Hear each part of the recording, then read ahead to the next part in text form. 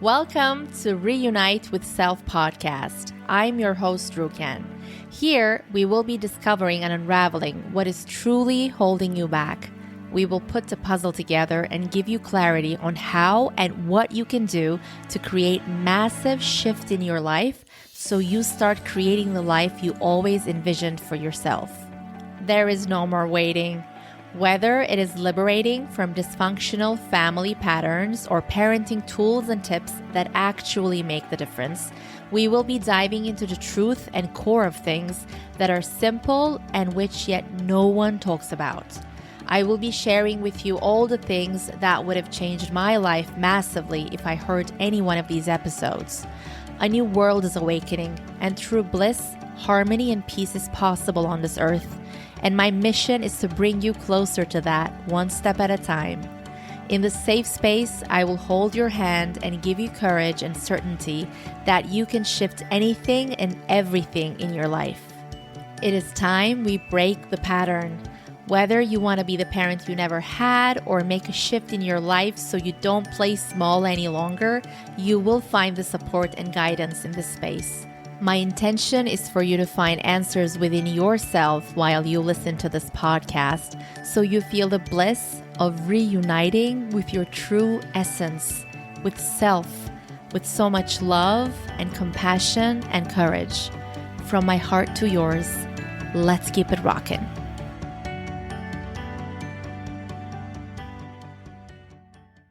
My gorgeous listener, thank you so much for being here. I am so excited about today's episode. It's going to be a powerful one. So I will be sharing with you today. The topic today is why settling down and accommodating narcissism is riskier than anything. So it is sort of like why comfort zone is actually detrimental. Why actually you staying in that space where you think it's more loving or accepting or even forgiving is actually not forgiving, and it's actually very fatal to your life and to your path and to this world right now, especially right now. So thank you so much for tuning in. This is my new podcast. I have another one in Turkish.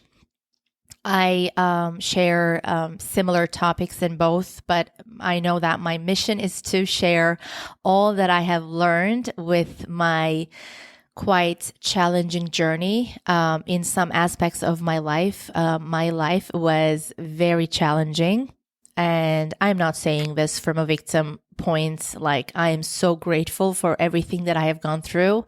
And it just brings tears to my eyes every time I realize once and once again that everything that I went through was for something, and it means something now. And it was maybe the only way that I could really feel into the pain, really the way that what I felt when I was going through it and what I realized after I realized and put the puzzle together.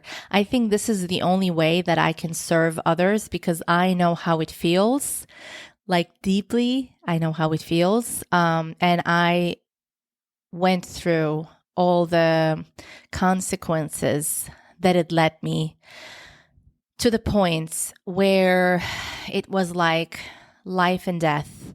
And when I say this from outside, my life looked maybe incredible, amazing, normal, okay. Yeah.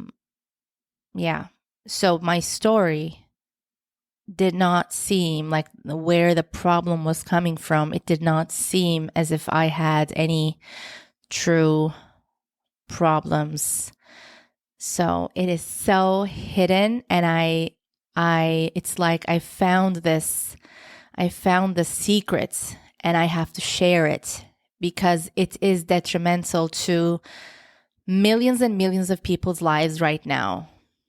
Narcissism, I use the word narcissism a lot. If it's not something that you're very familiar with, even if you are familiar with, by the way, We will put a new context to it on this episode, on this podcast, because I thought narcissism was something that needed to be a very extreme story, or a very extreme, almost like a caricature personality, where their behaviors and their actions and their words had to be clearly narcissistic or extreme in order for us to be able to call it narcissists or narcissistic. But actually, it is very common in the world right now.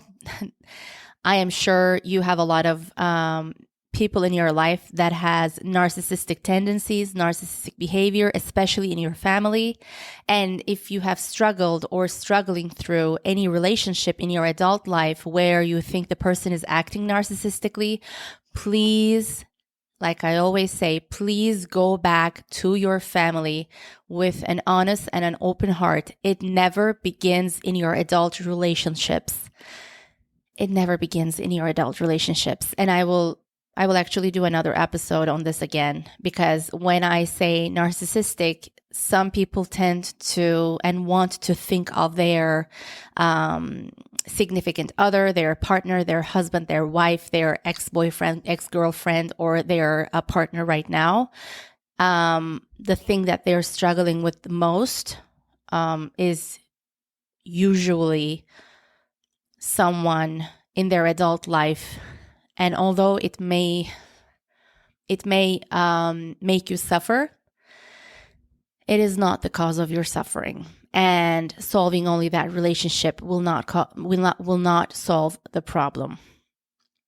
And actually, I will do another episode, maybe the next one, solely on this. So if it's in your focus, the person in your adult life, please go back to the family with an honest and an open heart, truly being honest to yourself. And for that exploration, I'm doing all these episodes. Please share these episodes with people that you love, like your close friends, true friends, people that have a lot of compassion and empathy and want to make a change in the world. If they're struggling with anything, or if you just think that, it might touch something in their life, or even confirm that they're on the right path, please share these episodes with them. So before we dive into today's topic, if it's your first time listening to my podcast, I just want to say, when I talk about narcissism in the family, the person does not need to have a narcissistic personality disorder, meaning that they don't need to be acting narcissistically towards you in every moment, in every area of your life, all the time.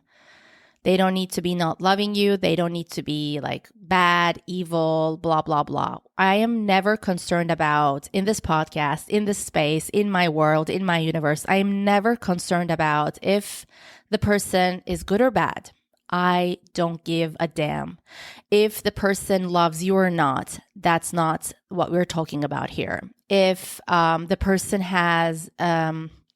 behaves in a narcissistic way or not towards everyone and in every area, we don't care about that. If it's someone close to you, especially if there's someone close to you, if it's a parent, if it's someone that you were raised by, or if it's just like any family member, if it's someone that you spend time with, and this goes on to your adult life as well with your other relationships, but we're focusing on the family first here, because that's where everything comes from. That's where the root of the problem is. If we solve that problem there, it's not gonna repeat or bother you in your adult life as much. And all the feelings that you feel, the resentment, the frustration, the anger, the sadness, the influence, the impact it does on your life in your adult relationships, it's not going to feel that way, because you have handled what went down when you were 0 to 7 years old, or when you were a young child, a teenager, in your 20s, young adults, or even adult, like with your family. Okay, so having said this, in this podcast, when we talk about narcissism in the family, it's never about the person having a narcissistic personality disorder. I don't care about this. Of course, it's much more difficult in some aspects if the person has a narcissistic personality disorder. But sometimes the trauma that we have, if it's like very And I'm not saying any of this to diminish anything, by the way. I'm all about like seeing the trauma and healing it and doing something about it. But sometimes if the trauma is very obvious from outside to strangers, to other family members, to the other parents, to your other family members, like relatives, anything, or friends, if your trauma is obvious to other people, then it's easier for you to confirm to yourself. It's like nonsense that we seek for this outside, but it is the truth. We are human and we seek this validation from outside when we want to decide if the person has done something that has actually hurt us. So when the trauma is obvious, although it is very challenging depending on the person, sometimes it gives you a space, a reason for you to set up your boundaries, even like, cut your relationship with the person, stay and have a distance, confirm to yourself, like validate your feelings. It's very important. Like you would validate your feelings to yourself. Like, this is not something that I deserve. The problem is not with me. The problem is not how I feel towards this. The problem is their action. The problem comes from there. It's not about me. When the trauma is obvious, sometimes you start to look for solutions earlier in life. And sometimes you don't waste as much time on all of this BS when it is an obvious trauma, when the community is kind enough to confirm to us, like, yes, this is not okay. Yes, like, this is not acceptable. This is a trauma. The person doesn't have the right to do this or that or say this or that to you, even though they might be your parents or your relatives or whatever. It is really sad, but we are here to make a change. And that's why I'm doing this podcast. And we can do hard things, as Glennon Doyle says, and it's fine. But we just have to look at things in a very clear and honest way. And it's sort of the energy, if you know tarot, it's sort of the energy of the Queen of Swords, the King of Swords. That is the kind of energy you need to hold in front of this energy and situation at all times. When you can be softer and, can be more, I don't want to say vulnerable, but maybe you don't need to be that active in your protection. But I am really thinking again as I'm saying this, because that's like further along the path that you can do it, because it is further along the path where you are actually living that vision, like living up to your potential, being in your mission, like you have already created the life that you were looking for, and you are just like going further and further. So I don't want to make this complicated, but yeah. So when I say narcissism in the family in this podcast, please, this is very crucial. I am not talking about someone that has this caricature, like evil or bad or, narcissistic in every area to everyone all the time. It doesn't need to be this way. They don't need to be narcissistic towards you all the time. They don't need to be narcissistic towards you in every area of your life. They can even be supportive in some areas of your life. You might feel their love towards you in some areas, in some moments. And I'm going to go deeper into these examples in different episodes. And please DM me on my Instagram, Kevela, Khewella, Kevela. It's my goddess wear brand. Please DM me if you have any questions for me. I won't share your name, but I will do an episode solely based on your story or example, even if you give me like a short description of what's going on, what their pattern is, what their behavior is towards you, and I can give you examples of why, like what's happening there to give you clarity, and then actually give you tools and practices that you can practice to make a change and protect yourself and still have your wonderful relationship, by the way. Like you don't necessarily need to cut your ties with the person or change your relationship in a way that's not lovey-dovey anymore. Like it's the total opposite. And I will go into these stories and examples in different episodes. So the person does not need to be not loving you. The person does not need to be narcissistic towards you all the time in every area, in every moment in your life. Okay? This is very important because these are all the tricks that we fall into and not make these clear decisions, not see things for its truth.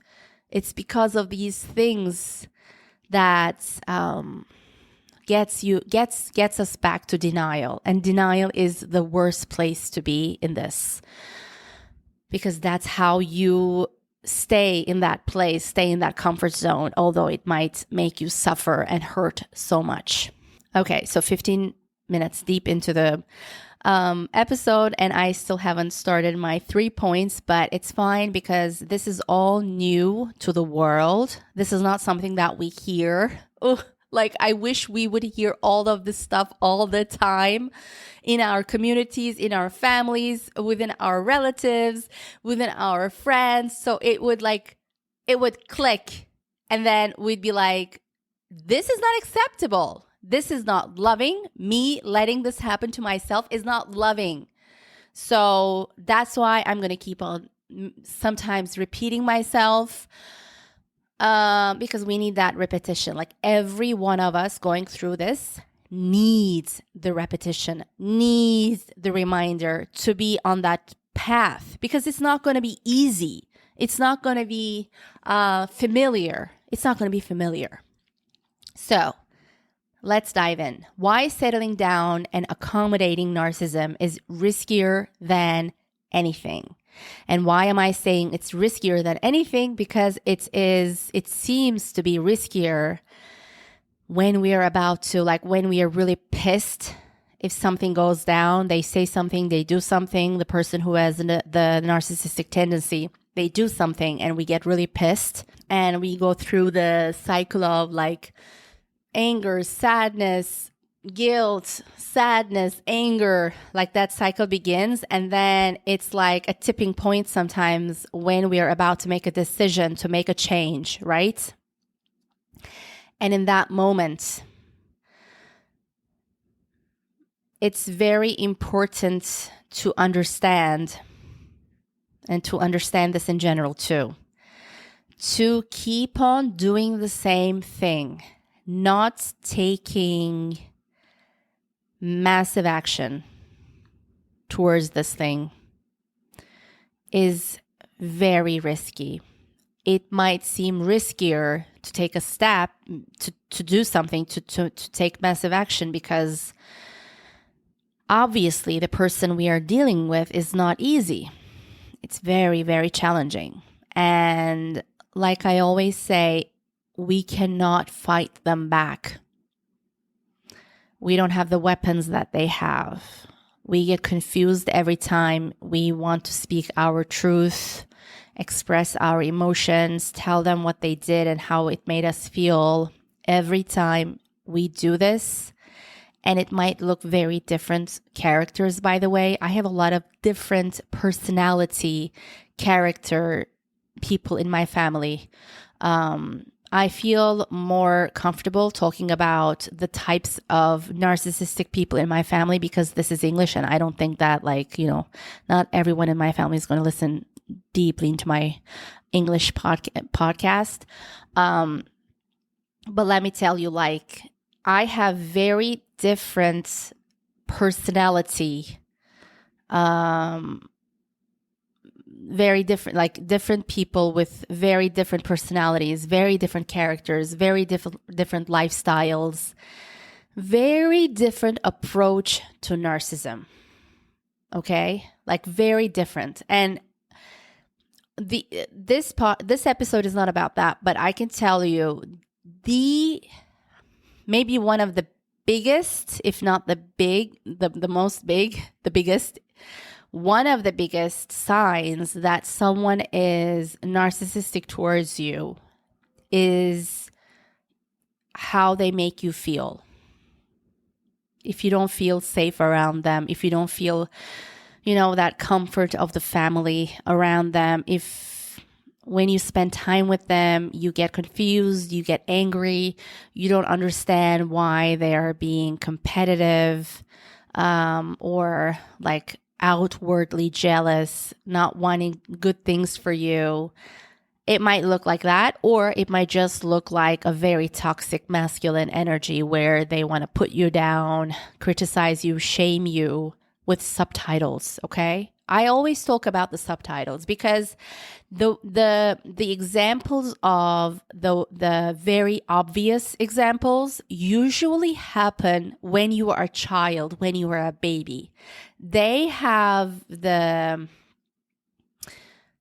daring, let's say, they dare to make bigger, like more obvious, more loud, more clear, narcissistic comments or criticizing you when you are a child, when you are a baby, and you might not remember a lot from your childhood, or you might, because I figured that some people don't remember a lot about their childhood because they were abused so much. And so their brain shuts down, and it's like a decision that you make that it's so hurtful when you are in the moment, when you're a 3-year-old, 4-year-old child, a 5, 6-year-old boy, a 3, 4-year-old girl. You make the decision that, like, when you're in that moment, it's so painful that you decide, I never want to deal with this. I never want to remember it. I never want to face this. I never want to face the fact that my father and my mother, or like my father or my mother or someone close to me can do this to me. So I'll just make the decision never to remember this again. So sometimes people don't remember a lot about their childhood because they make the decision. They just cut themselves off from it. And this is like the saddest thing. Like, we have to go back, run back, and hug that boy, hug that girl, and be there for them and listen to whatever they have to tell, and start that transformation. It never solves itself. If we just like let it be. So okay, so that's why I'm saying staying in that comfort zone where it looks okay, where no one in your family will come and say, like, what are you doing? Nobody will question you if you are just playing small, not living up to your potential, seeing your family, spending time with them as if it looks like a happy family from outside. The narcissists are accommodated. There are the codependents and the narcissist. Everything looks fine from outside. No one knows about your emotions. Nobody want to face them. No one want to listen to them. When you talk about them, everybody has an excuse for why the person acts that way, and it brings you back to guilt and denial. And you stay there, and you're just like, I'm not gonna make a change. This is the way it is. They're not that bad. They love me. This is all they know. They have a very wounded childhood. Like, all of the BS excuses. I'm sure you have so many of them, but this is like BS. This is where my energy changes when I talk about this stuff, because you have to be in that Queen of Swords, King of Swords energy. Like, I'm just giving examples from tarot. So actually staying in that comfort zone is detrimental to your life and to the world, especially right now. So let's talk about this through 3 points, why it is so fatal and detrimental, staying in that comfort zone and accommodating narcissism in your family. Point 1. And this time I'm going backwards. Usually I go start from within and then outside, but I'm going to start with something that will maybe even more important for you. Number 1, you set a terrible example to your children. They will do what you do, not what you tell them to do. So if you are a parent, please listen to me. I know that you have been through shit. You have been through a lot with your family, and maybe the idea in your head when you got pregnant, when your partner got pregnant, is that you will never be like your parents. You will never do the things that they did to you. You're going to be a much more wonderful mother or father. And I am sure you will, and I am sure you are. But, and I talk about this in another episode, one of the previous ones, where it's I think it's Parenting 101 series. Parenting from a wounded self is very detrimental. And I go through many points in the other episode, and please listen to that one, Parenting 101. It's about the parenting from a wounded self and why it's so dangerous. But in this context, we are talking about how you set an example to your children by accommodating the narcissist in your family. First of all, I want to say babies and young children are very, very sensitive to the energies. They are so open, so vulnerable, so clean in their energy, and they can feel everything. Teenagers are very open to energies. They can feel everything. So if you think you just when you spend time with your family and your kids are there experiencing it, when your energy goes down by an action someone does, a parent, someone does, it can be a very small thing, a tiny thing, the tiniest thing, a facial expression, a tone of voice, a question, a comment to someone else, which is a subtitle towards you to make you feel not enough, not worthy, anything, okay? So here in this space, we are always very honest. So it doesn't need to be them looking at you and saying, you're stupid, you're not enough, you are not worthy, you can't do that, what a loser you are. They don't need to do this stuff, because if they do, maybe you would have stayed in your home until you were 18, and then you would cut ties with these people, okay? So I'm always talking about and why it's so deeply effective and influential, why it has so much impact in your life, is because they are so hidden, okay?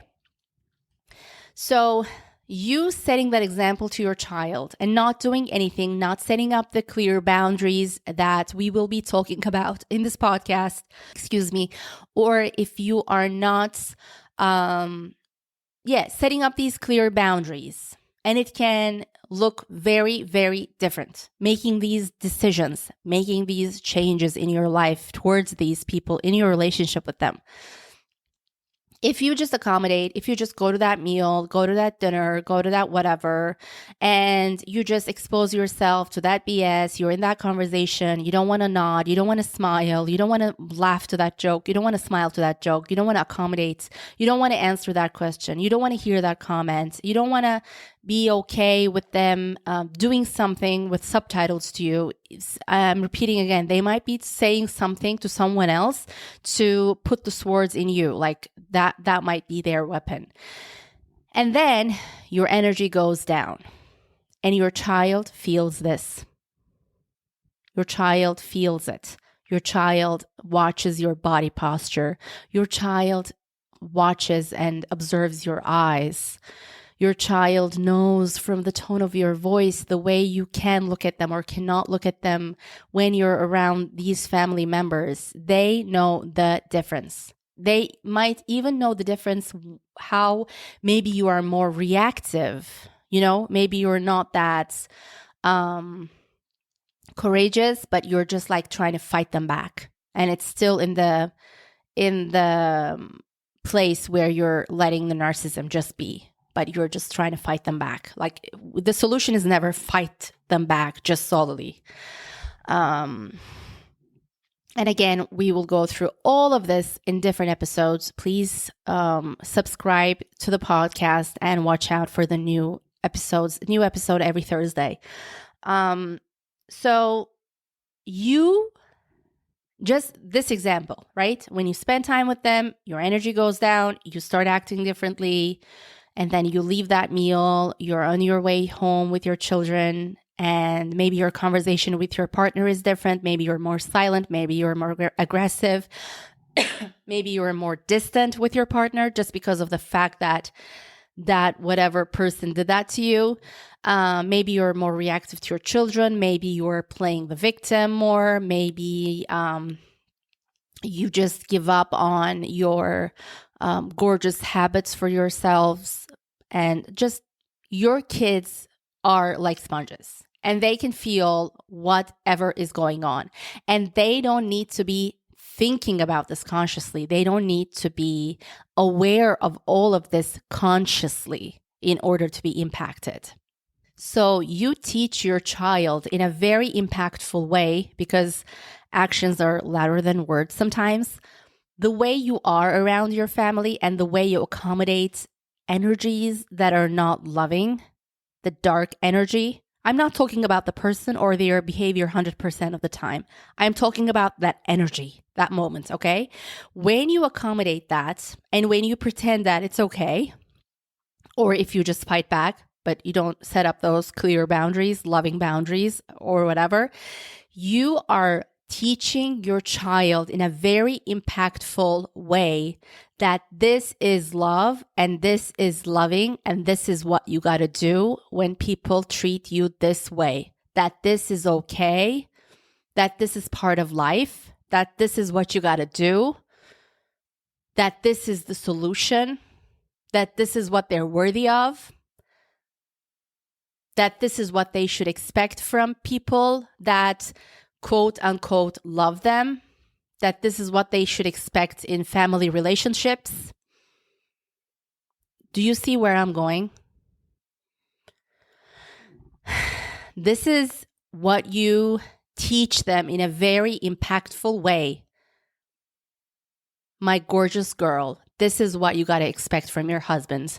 My gorgeous boy, this is what you got to expect from your wife and from your children. And from me and from anyone in your family. And this is how you reply to it. This is what you do. This is what you're worthy of. This is what you should expect. This is how you should choose your partner. This is what kind of people you should surround yourself with. This is what loving is. You are a loving person if you allow this to happen to you and you don't set up those loving boundaries. This is what having the identity of being a family man. This is what you gotta suck it up, like be around with.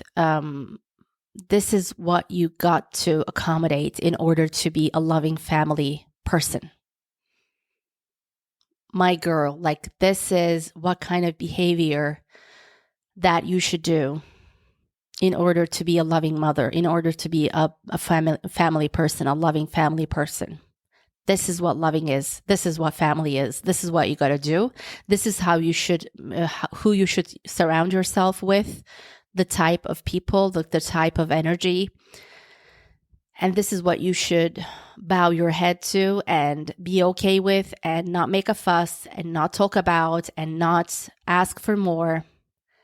This is your standard.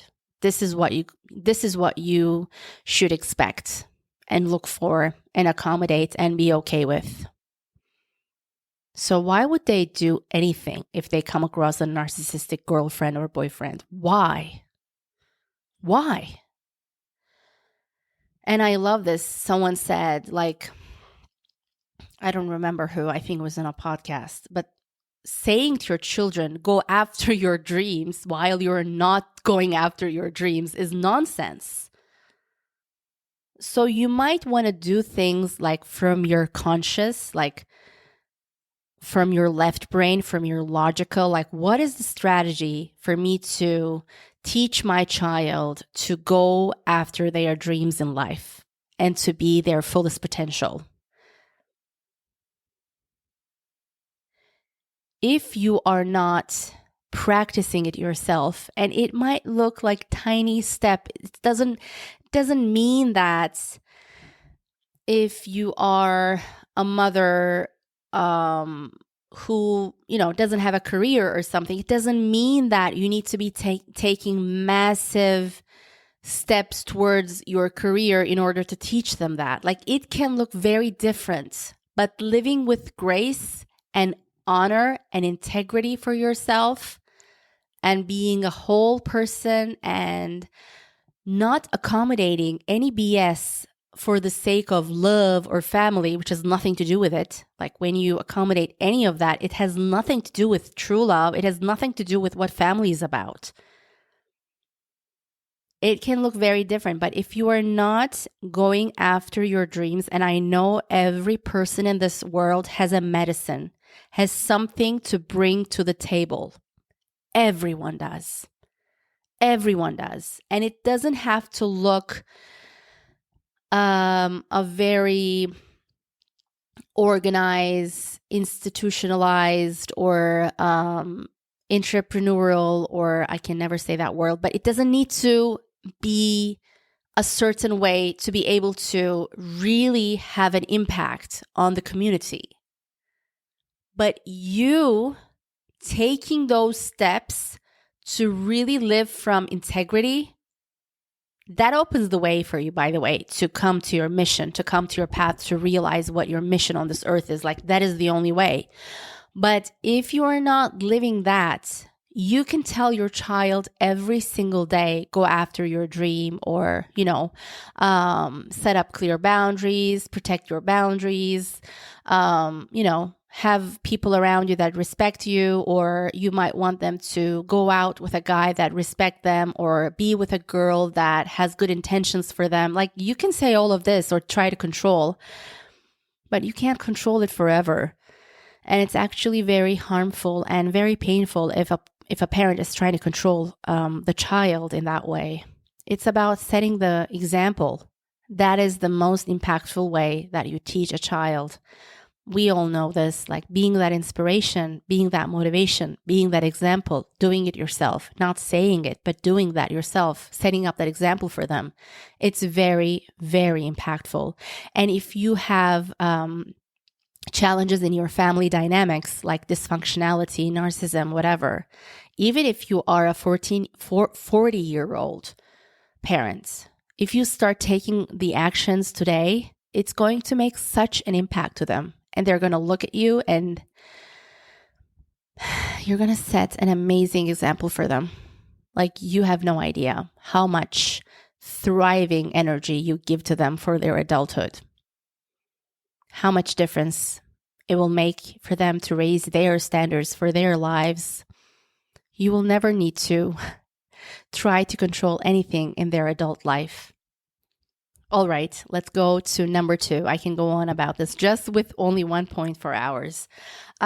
So the second point, why settling down and accommodating narcissism is riskier than anything. Why comfort zone is detrimental. Accommodating narcissism is bigger and more effective in your life than what you see outside, than what meets the eye. And there are 3 powerful points here. Why accommodating narcissism is bigger and more effective than what meets the eye for you and others around you.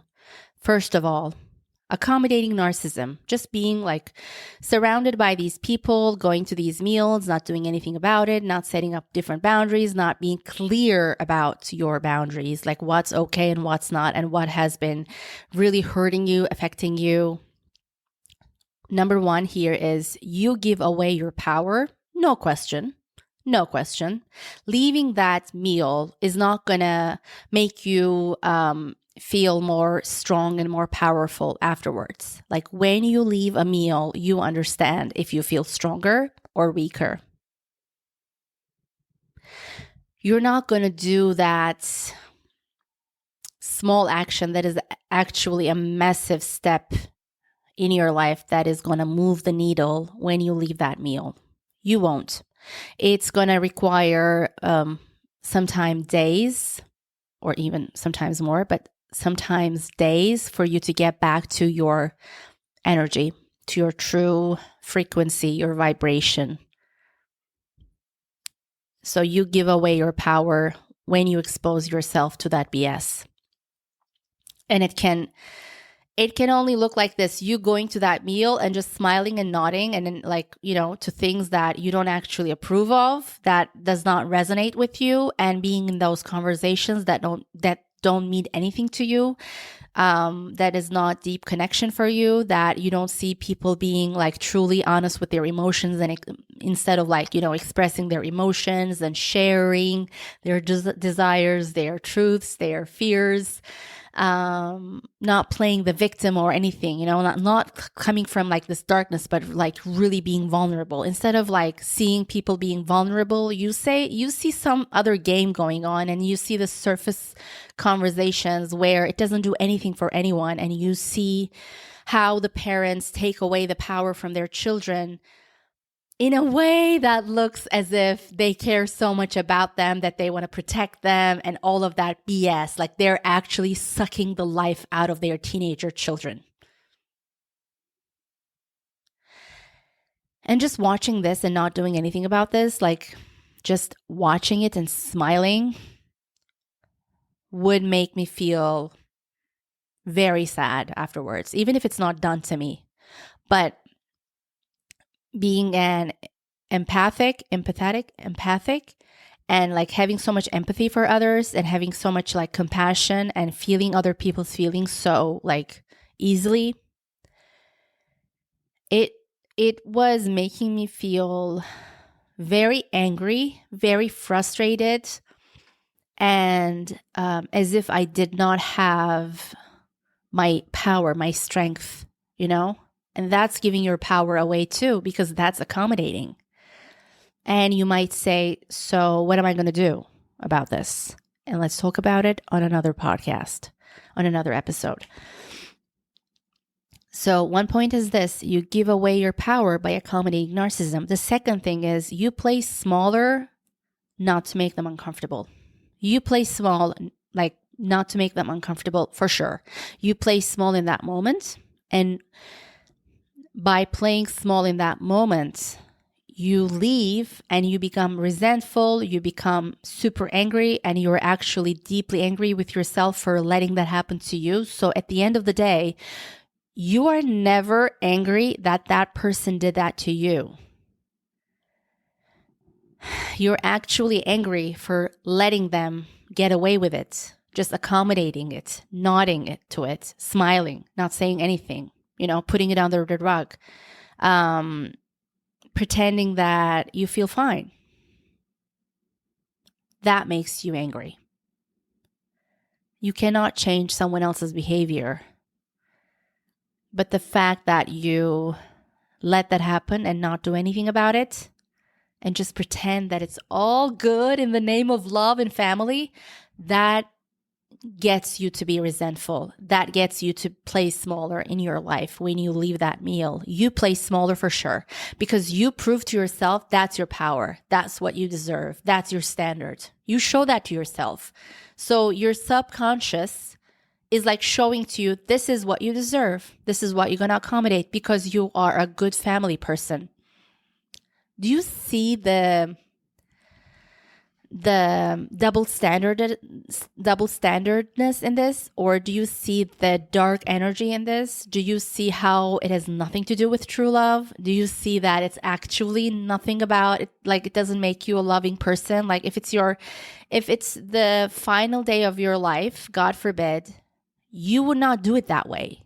Like, in a very loving way, you would know that accommodating that is does not make you a more loving person in the eyes of other people either. It's just an illusion that you have because of all the superficial,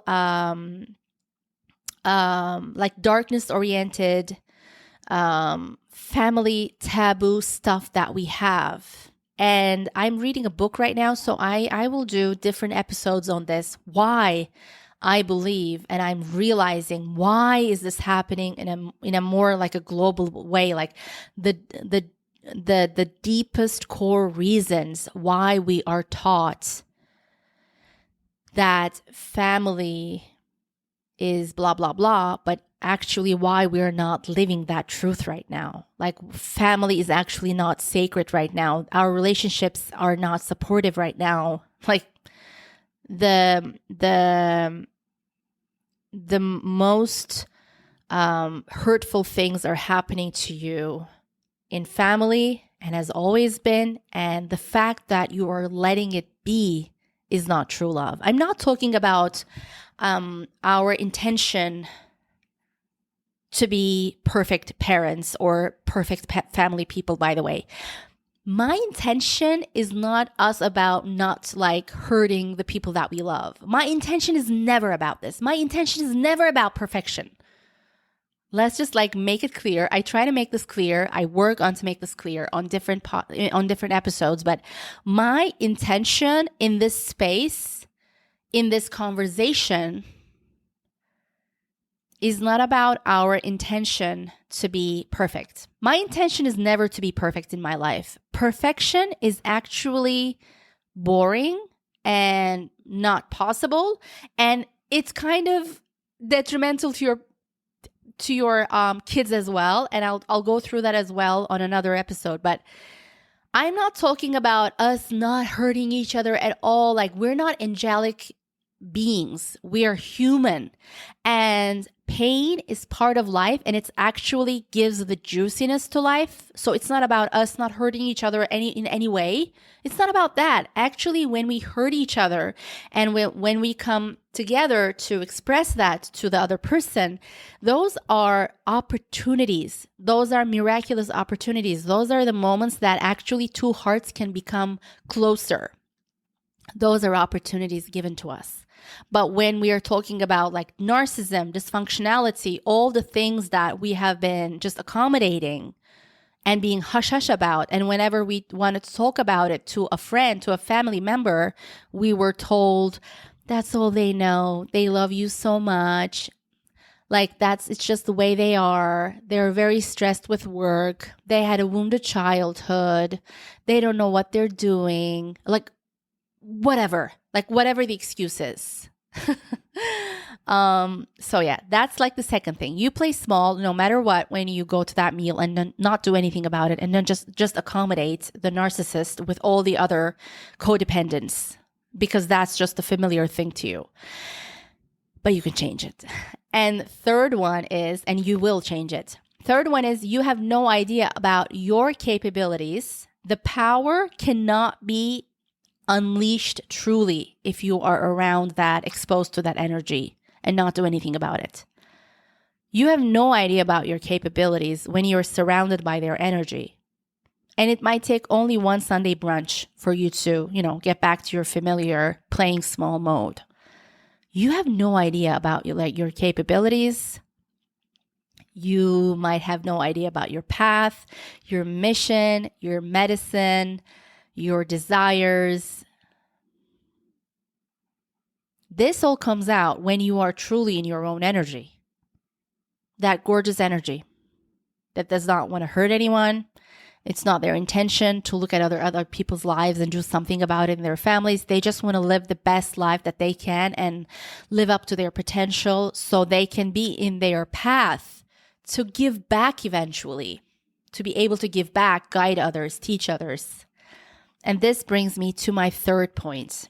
You are a good person. Your medicine is more needed right now than ever. Your guidance, the example you put out to the world, the impact you do for others, the inspiration you give to others, your support to others, and not in a way that you play small and just like give. I'm not talking about this.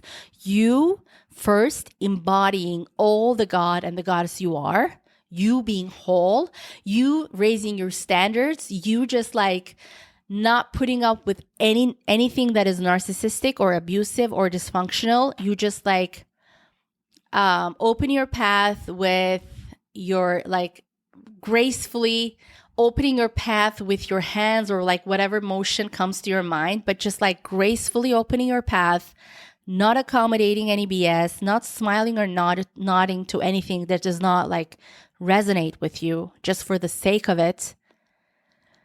Your medicine is needed more than ever in this world. And for that, you need to be in your true power, in your true energy, not accommodate any dysfunctionality from your family for the sake of love or family, because it has nothing to do with family. In its essence, it has nothing to do with it.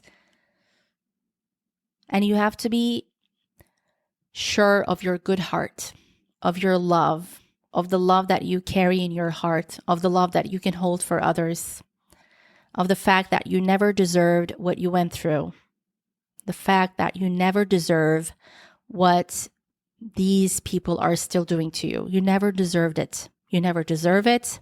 You accommodating is not what the universe asks from you. It's just an opportunity for you to step it up and be in your power, hold your power, be in your strength, and be a beacon of light so you can be an inspiration to the other people in your family, to the younger ones, to the ones that want to make a change in this world, to the ones that are highly sensitive, that have so much empathy and compassion for others, that are accommodating the narcissism, that are not being narcissistic to other people. You will be an inspiration for them.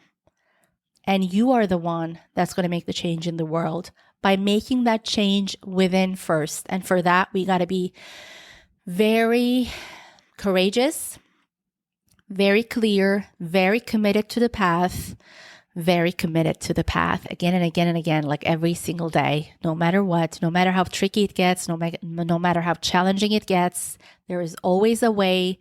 There is always a way that will still make you feel safe.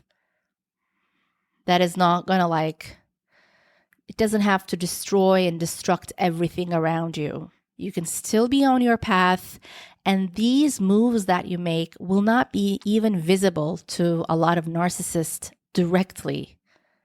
Okay, so we will go through all of this stuff on another episode. I love you so much. I hope you took something away from this episode. I hope it gives you some kind of clarity to any confusion or some aha moments, some confirmation to the feelings that you hold inside. Always follow your emotions. Never follow the story to be able to handle the narcissistic stuff.